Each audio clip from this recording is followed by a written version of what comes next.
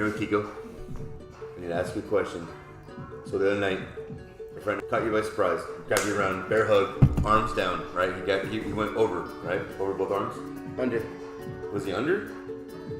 I thought he had your arm strapped. I thought he got like right in here. So we just like actually drilled and tried out some of that stuff, just kind of experiment. And so when I grabbed you around the arms, what exactly was it that you found that you wanted to go to instinctually? The first thing I realized is that my balance is compromised. So I realized the first thing you need to address is not the arms, what is he doing? I thought about the reality of how much time you have to react, which if a guy's approaching you, wants to grab you over the arms and lift you up and slam you, think about it, he's gonna walk up, boom, make contact, 1,000, 2, 1,000. That's how much time it's gonna take him to get your feet off the ground, turn you sideways, and drop you hard where he can do you harm. So you have about 1 second to address that. So at first I was a little worried, is that enough time? Is 1 second enough time to address that problem? And the answer is yes, because it's simple. The first problem is, as soon as my arms are tied up and I'm starting to feel light on my feet, that's about 1 second. That's the 1 second mark.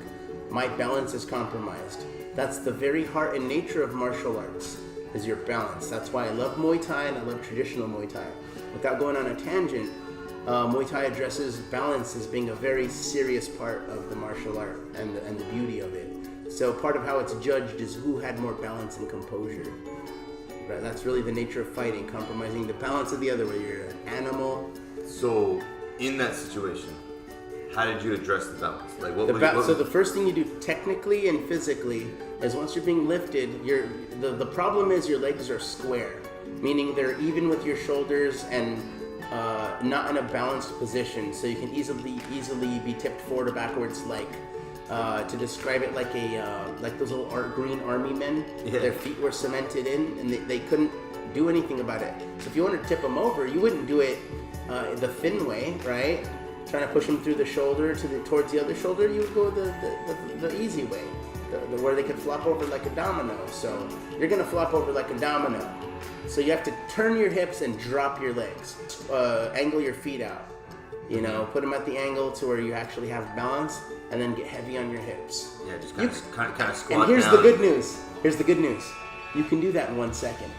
Yeah, and it'll catch him off guard. You're dropping down instead of like getting rigid and fighting him with your arms. You're dropping down, which takes him a little off guard. Yeah. It is, and I can say you can address that problem in 1 second. And you all of a sudden become heavier.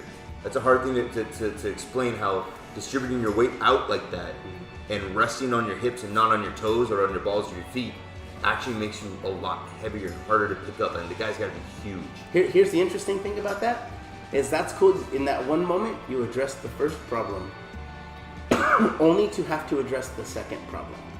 So the moment you feel your balance is compromised, you deal with it. Boom, fix your balance, drop your hips, fix your feet. And now the second problem is, are their hands clasped? The thing is if they've gone under you, if they've gotten underhooks, you're toast. If they got under you. So that's where the problem really started. You shouldn't really let anybody go under your arms, because underhooks are always superior to overhooks. So if somebody came over you, you're kind of okay. Fix your hips. Now the next thing you gotta do is fix the hands. If the hands are clasped, now that's the second problem now. Once you're in the fact that they came up behind you and bear hugged over your arms, I just have to mention this, is great news. That's great news, because the real problem is if they came up behind you and got underhooks. That's a whole other monster. And that's the beauty of jiu-jitsu and grappling, is to even know that you have to have done hours and hours and hours on the mat. And there's no shortcuts, and it's only the truth, which is the core of martial arts, right? What are we trying to find? We're trying to find the truth, what actually works. And you can theorize all you want, but you don't really know until you test it. Test it with hours and hours and hours of mat. It is. I had double unders on you from the back.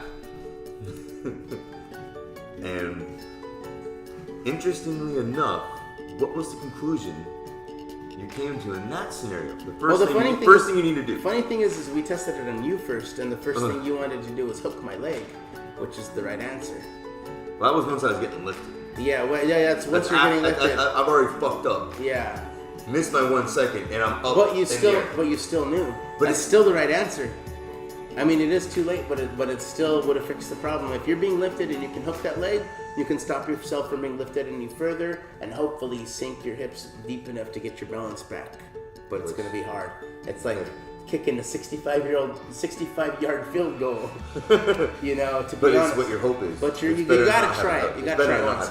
You gotta try it once, and then at that point, if it doesn't work, then you're gonna get slammed. And you have to address the reality of that.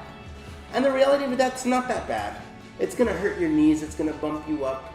Make sure you don't get slammed on your head. You can do something about that.